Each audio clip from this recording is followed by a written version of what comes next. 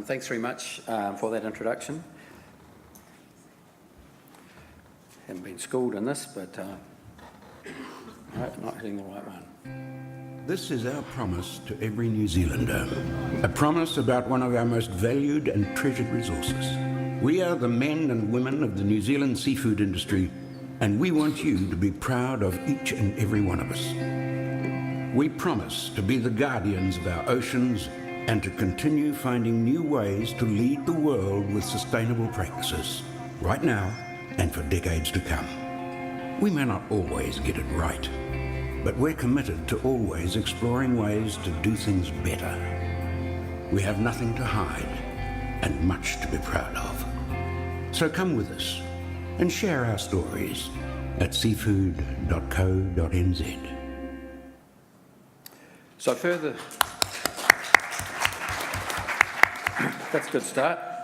So further to that, this is Drew Murray-Ungaroo. Her life is not as a glamorous model, although she may well look the part. She wears gumboots and overalls and a hairnet to work. She stands in the cold on a wet concrete floor, trimming blue cod in the Sanford factory at Invercargill in New Zealand's deep south. This imposing gentleman is Rex Chapman. He skippers a Sea Lord deep-sea trawler, and he marvels at the technology that allows him to see live orange roughy a kilometre deep. This is Cordelia Calder, who works as a deckie on her father's oyster boat on the wild waters of Fovo Strait off Stewart Island, and enjoys, as she puts it, being a girl doing a boy's job. And this is Jason Ruawai, a power diver at Kaikoura, hard hit by the earthquake damage to the coast, but prepared to take the blow to his quota and his income in the interests of long-term sustainability. And this is Bo Peeney, a forklift driver at Tallies Nelson, who enjoys his work and says, "Every day is a good day for me." These are some of the faces of the ordinary people of the New Zealand seafood industry who are out there every day in challenging conditions, getting their bums and their feet wet to harvest and process our wonderful kai moana, our food of the sea.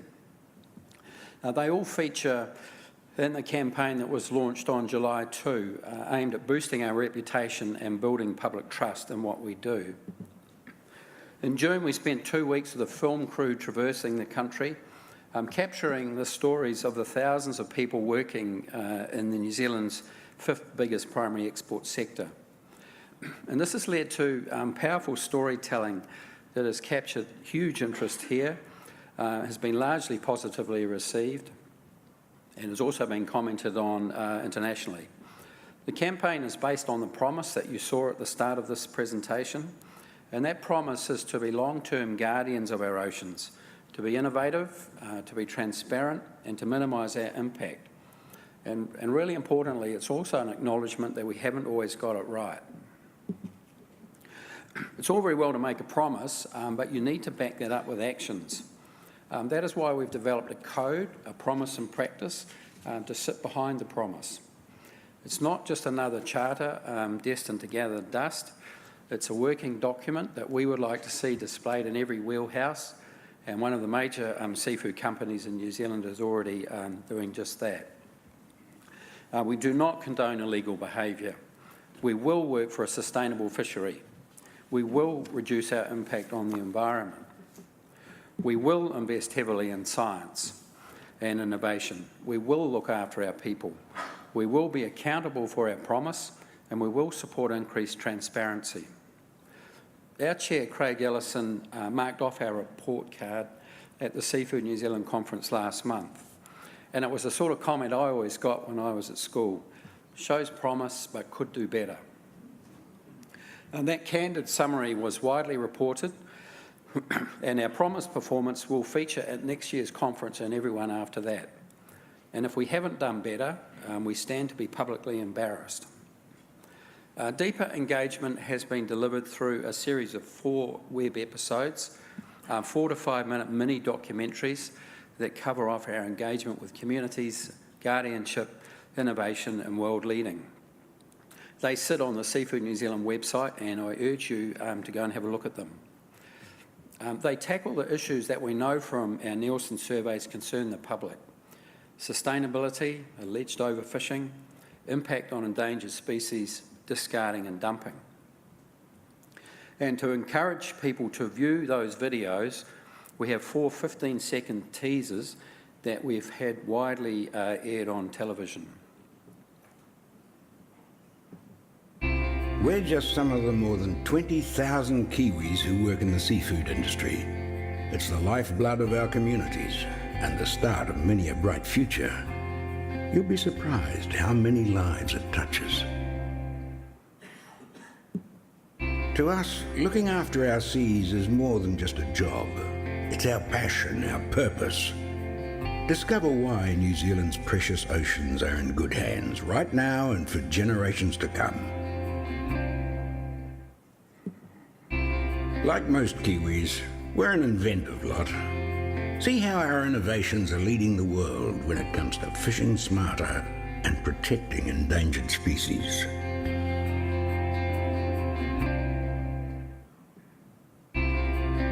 We're the Kiwis who keep our fishing industry in the world's top 5 for sustainability. We're proud that our catch is from sustainable stocks, and we'd like to tell you how we do it. As I said, those 15-second teasers point to the wider mini-documentaries. And the beauty of this storytelling is they're not hired actors, they're people in the industry. And while we had points to get across, they're not scripted. People spoke from the heart, and that authenticity really comes across. So why have we done this? All those in the seafood industry and the scientists and officials associated with it know we have a good story to tell. We have a sustainable fishery, just like you, with just about all the indicators headed the right way. We have a very well-managed fishery thanks to the quota management system that underpins our property rights. We have a treaty with the Crown that protects customary rights in the case of Maori fisheries. We have a huge range of markets, multiple species and products, strong demand, prices are generally good, the economic outlook is stable, and that confidence is being reflected in some really big investments in new vessels and plant.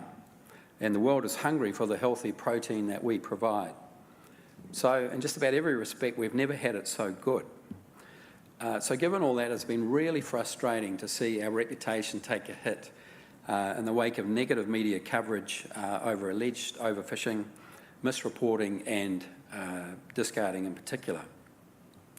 And we've seen a Ministry for Primary Industries bruised by some of the fallout, being less willing to engage with and support our sector. We needed to address that, not least to protect our social contract to operate in a shared fishery, but we also needed to get our retaliation in first. We have been targeted by the Greens, Greenpeace, activists, academics and elements of the Labour Party, and we were concerned about getting caught up in the election crossfire. In the event, it was dairy and clean water that were in the firing line, and happily not us.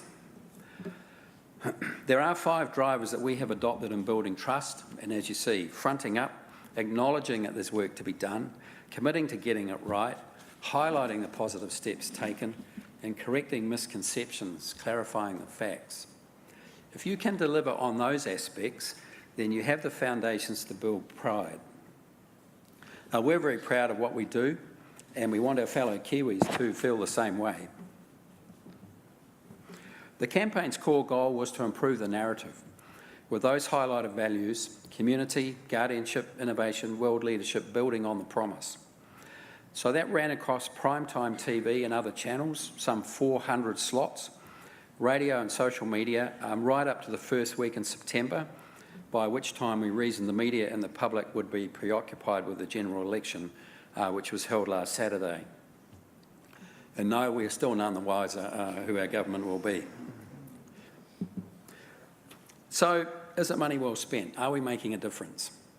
It's still early days, but we are seeing some very encouraging results from the social listening that we've been doing across Facebook, Twitter, Instagram and YouTube, where we have monitored nearly 1 million conversations containing keywords such as overfishing, discarding, sustainability, endangered species and so on. We are seeing a marked change at the respective margins. Negative conversation has hardly changed in the red, down slightly, but positive conversation has increased by a whopping 70%. You can see that has come from those in the middle. We appear to be winning over those with no strongly held views. We've also had results from a Nielsen survey showing reputation has improved year on year. 60% think we have a good or very good reputation, up from 51% a year ago. And the Promise campaign was also well received. More than half said the ads made them feel more favourably towards the New Zealand seafood industry, and nearly 2/3 said they liked the ads. There was further good news in that some of our core detractors, the activist NGOs in particular, have not rebutted our campaign directly. The reason for that, we believe, is that this is not a corporate branding exercise. And if you are to attack it, then you are attacking hard-working, salt-of-the-earth types like Drew and Cordelia and Rex and Jason and Bo that you saw featuring in the Promise. We will have more definitive results on the campaign impact when we do our major annual trust and reputation survey, which we have brought forward to October this year. This is the first time the industry has stepped up in such a fashion. It's not an insignificant sum, but even so, in relation to other sectors, it has been done on a shoestring. The National Business Review reported last month that the Fonterra pro-dairying campaign was in the order of $20 million. We are operating at a tiny fraction of that amount. This is a 3-year campaign. It's not a one-off. Just like innovation and brand development and sales and capital investment, you can never arrive and say, job done, now we can sit back. But what we can do is ensure that investment and reputation is well targeted and that it's credible. What we haven't measured is the huge impact on staff morale within the companies. You imagine what it does for someone's confidence, for their mana, their sense of personal worth, when they're held up as being special and their images and stories are being seen by their immediate friends and families and hundreds of thousands of Kiwis across all forms of media. They would never have dreamed of such recognition. The feedback we are getting is people are proud of what they do and they are absolutely delighted to see the industry stepping up and stating its case at long last. As one of our directors said at the last board meeting, this is a ballsy campaign and it's great to see the industry working together to make it happen. It's up to us now to live up to it. I'd now like to briefly turn to another success story which has received considerable publicity this year, and that is the Marine Stewardship Council certification of the 3 largest New Zealand orange roughy fisheries. That certification is celebrated in Roughy on the Rise, which has just been released, the story of New Zealand's most controversial fishery. It's a story of loss and redemption, which speaks to the larger issue of public confidence in the behaviour of the seafood sector. Roughy was depicted by environmental NGOs, Greenpeace in particular, as the epitome of unsustainable fishing. What we have seen is a remarkable turnaround in managing a mysterious deep-water fish.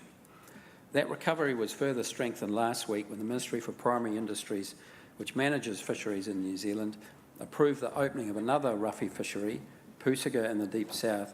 I have cribbed some time off my friend, that have been closed for 19 years. And here in Australia, where the roughy stock did collapse, we are also seeing a recovery with 2 stocks off Tasmania now classified as being sustainable and being fished, albeit at low volumes. MSC called its certification of orange roughy, quote, the biggest news story ever in the New Zealand fishery, unquote. Well-managed fisheries can and do recover, and this is happening around the world.